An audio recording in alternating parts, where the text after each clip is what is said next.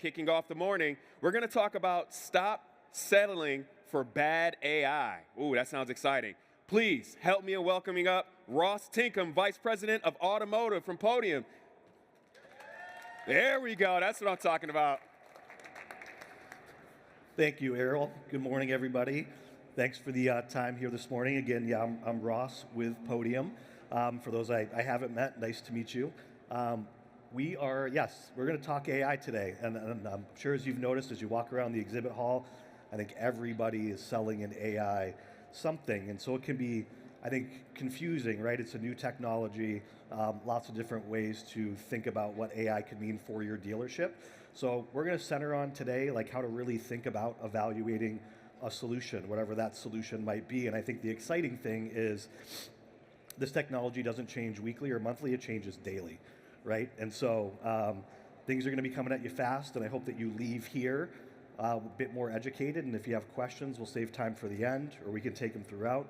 But we'd love to continue the conversation after the session today. So again, hi, I'm Ross. I've been serving automotive for the past 10 years here at Podium. I lead our sales organization currently. For a little bit of background on Podium, and we produce AI agents for automotive, and that's what we're going to spend time talking about today, AI employees, the rise of the AI employee. For those folks that aren't familiar, we work with about a third of the market here in the US, have thousands of dealerships using our AI today, and if you follow along with G2 reviews, we're very awarded in terms of our AI agents and what we're doing out there in the market today. So, we didn't just show up in AI. This has been a journey for us for really the past 2 or 3 years. Again, a lot's changing rapidly, but we started that journey a couple of years ago with really the launch of our first AI employee. It was a single point solution. It was really built to help dealers maximize, right, the leads that you all invest in. And so we've had really huge success with that. There were some things that were good about it and some things that were not great, right? Like, if you go back a couple of years ago, the technology wasn't where it is today. There were a lot of hallucinations from the agent. The integrations that we really needed to support, like the full functionality, weren't where they are today. And so it was like, it went well for us, but we've learned a lot over the past couple of years.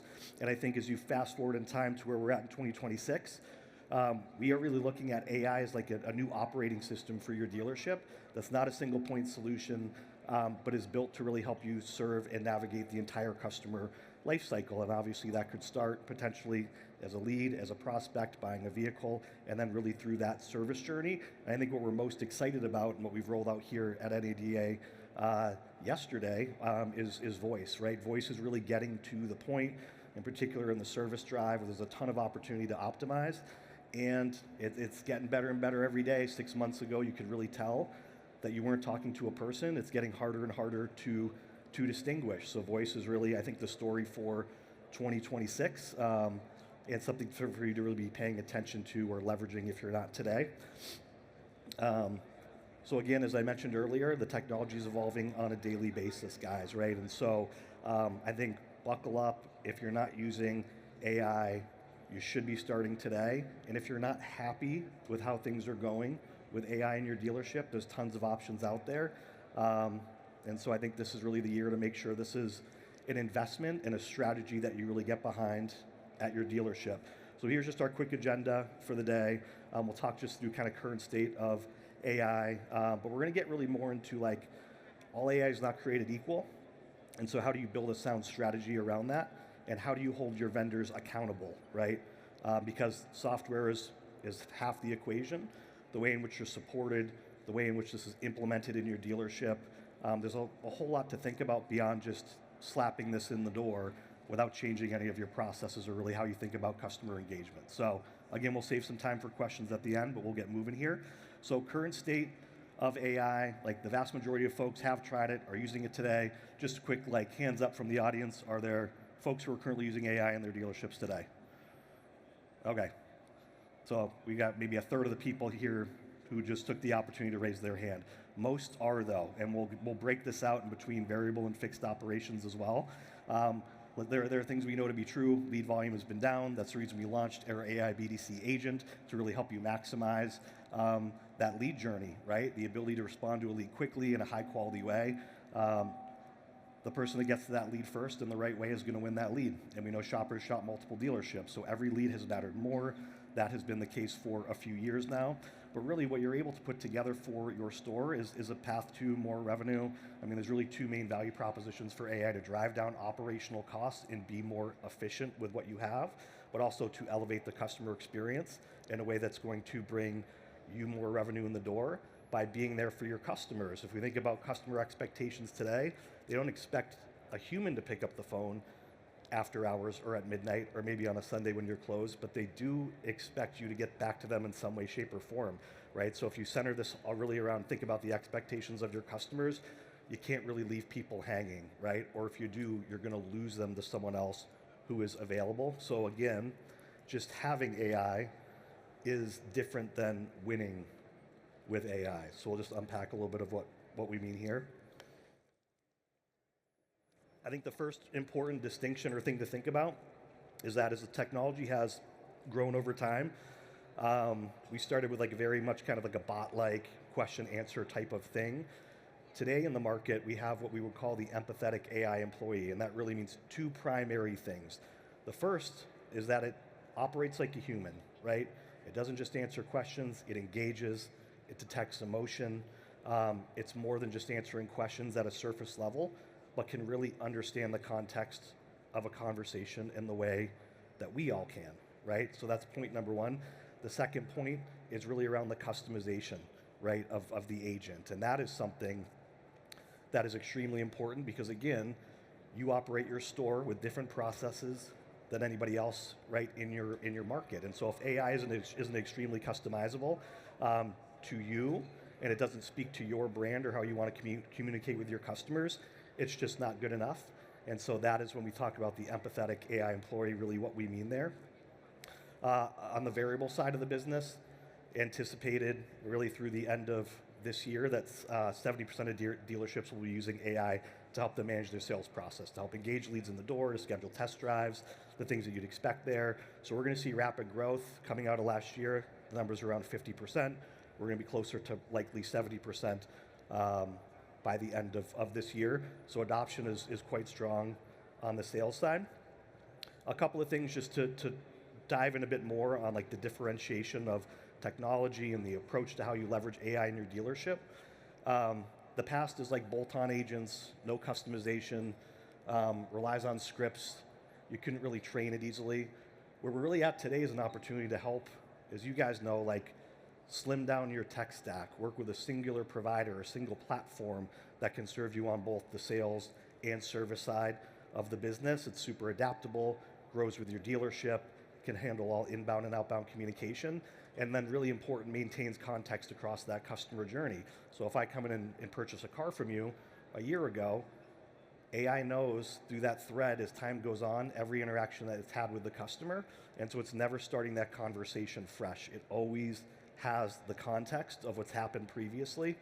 And so as we start to think really about platforms, these are just some of the things that give you an advantage there. The other thing that I would really highlight here is that the model matters. Like you don't have to be an expert in LLM technology. I mean, we know what it is. You should have at least a surface level understanding, but the model that backs the provider you're using matters really more than anything. And so the way that we've approached it is flexibility. Like right now, OpenAI is the model that we use because it's literally the best in the market. And again, there's incremental growth where it gets better and better every day.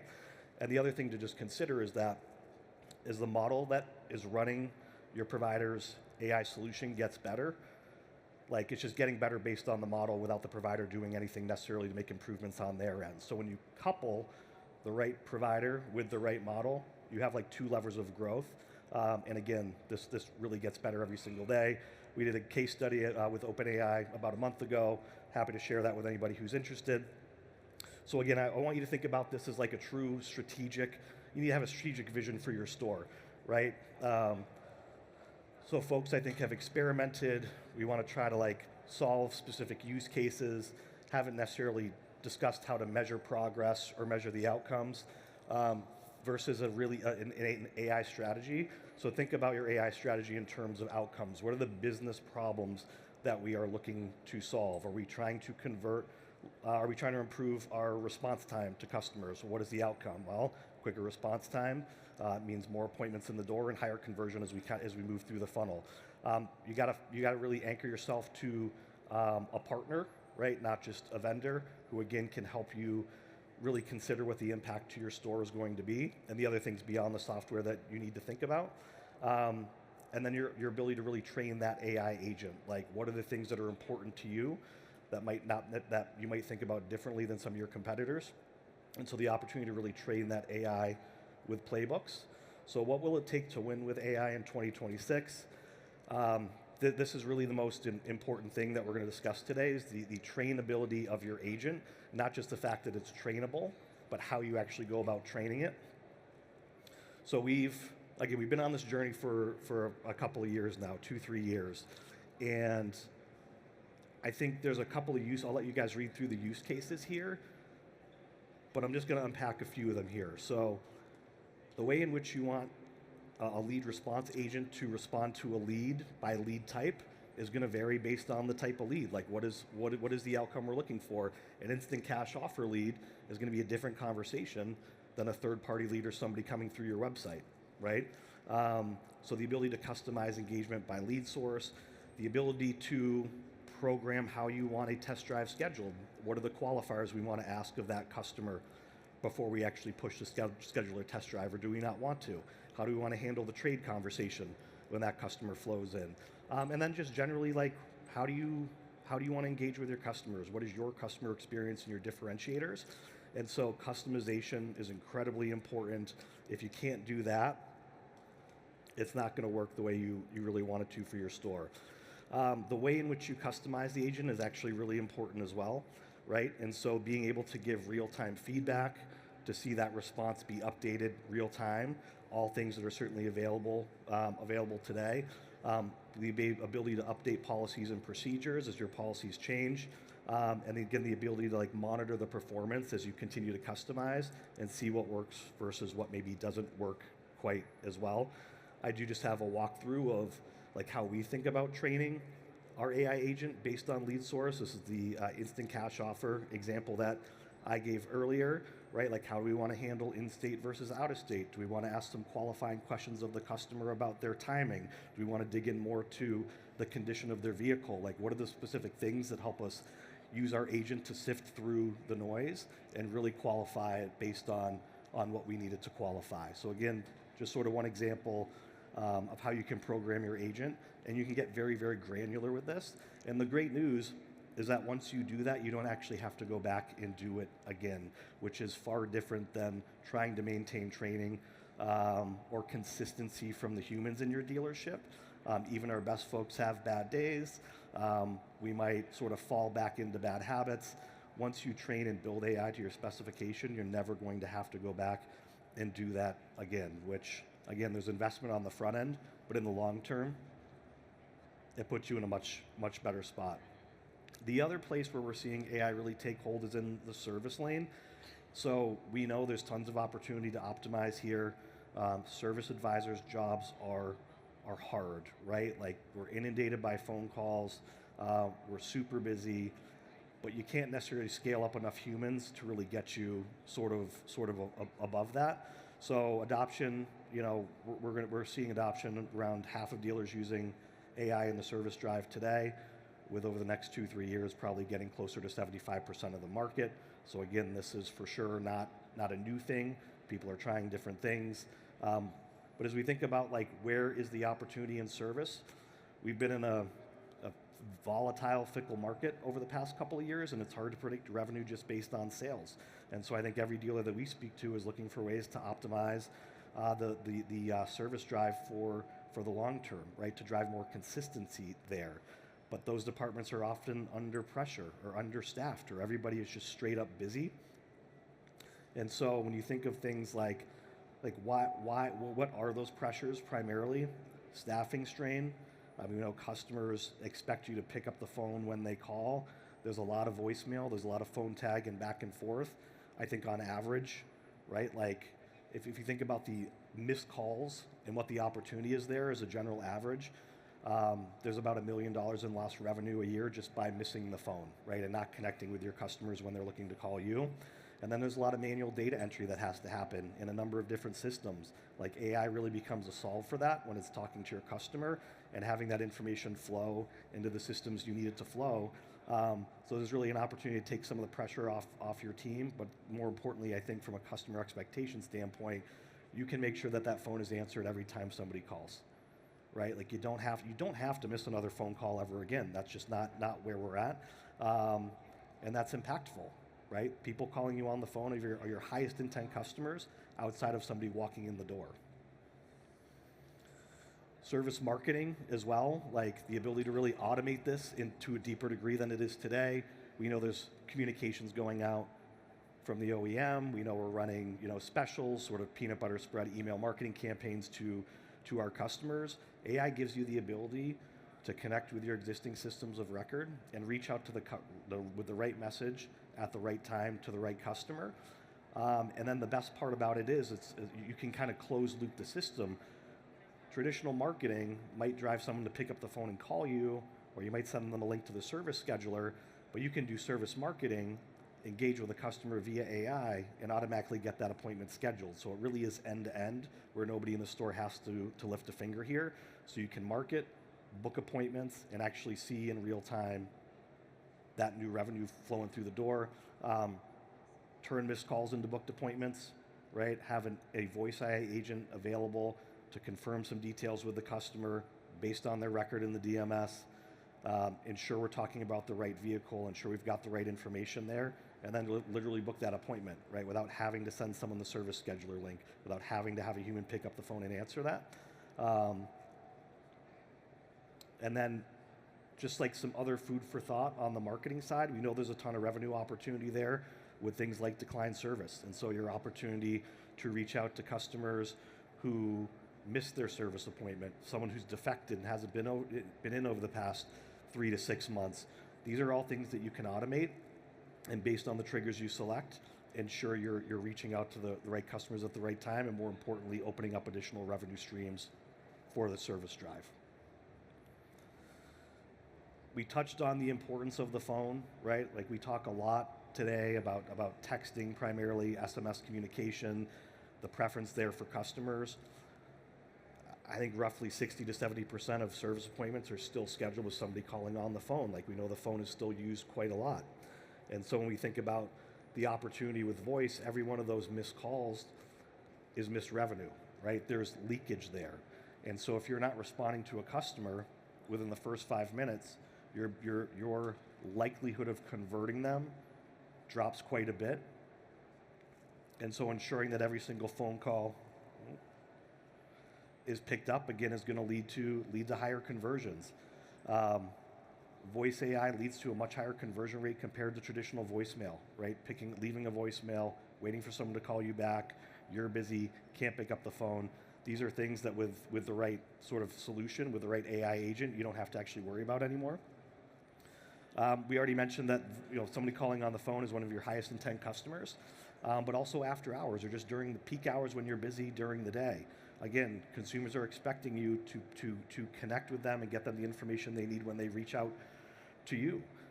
It gives you the opportunity to really scale without hiring more people. I don't think we're necessarily in a world where we're suggesting that AI is a replacement for people, but it's a way to really optimize the folks that you do have and ensure you're not letting anything fall through the crack. And it should be something that works across every channel. It shouldn't be just text and email. It shouldn't be just voice. It should be a channel or a solution that works across all the channels in which you're engaging with your customers. And just so sort of huge opportunity here with voice AI. Again, I really encourage you to start to think about some opportunity there. I mean, best-in-class solutions should be able to do most of the things a person can.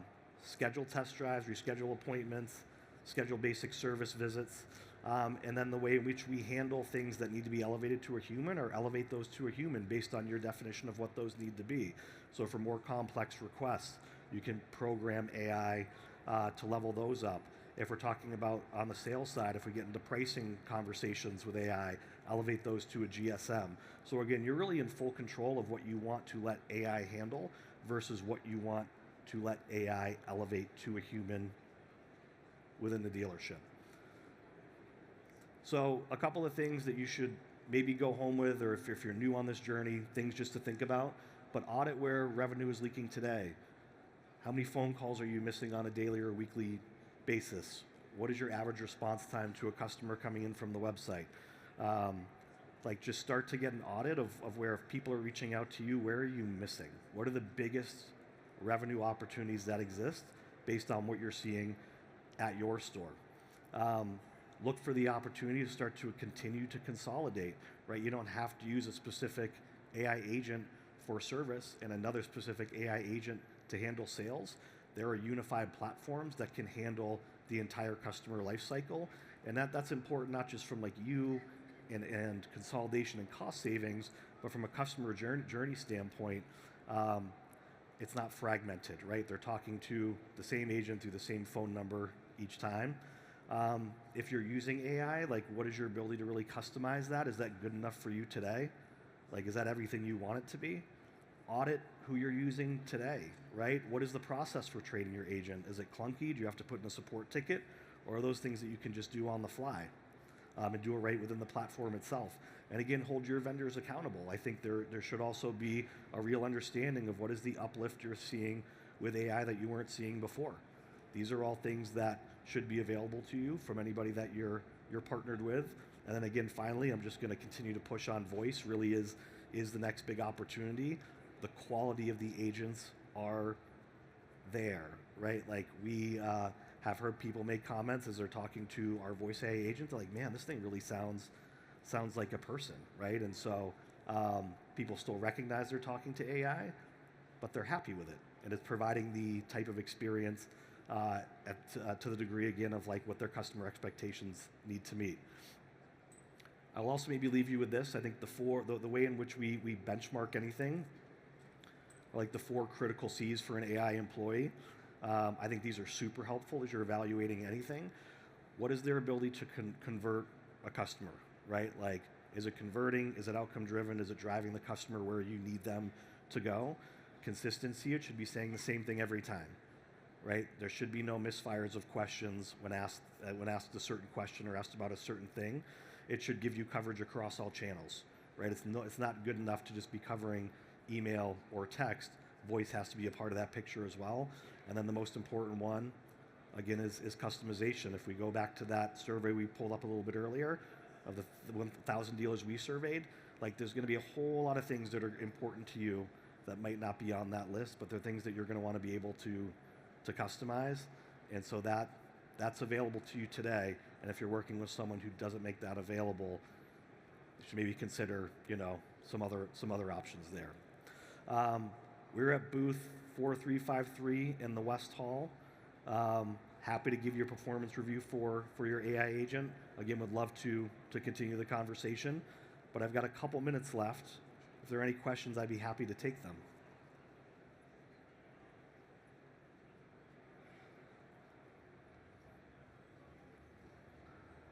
Yes. So what's an AI performance review?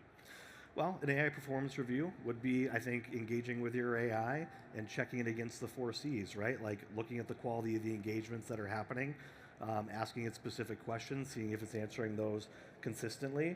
And then I think having a bit of a conversation of what is your ability to customize that agent, kind of digging into what you might be using today and seeing what the opportunity is for you to potentially level up what you're using. So.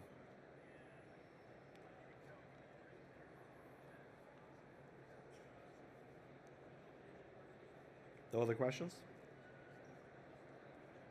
Okay. All right. Thank you very much, guys. I appreciate it.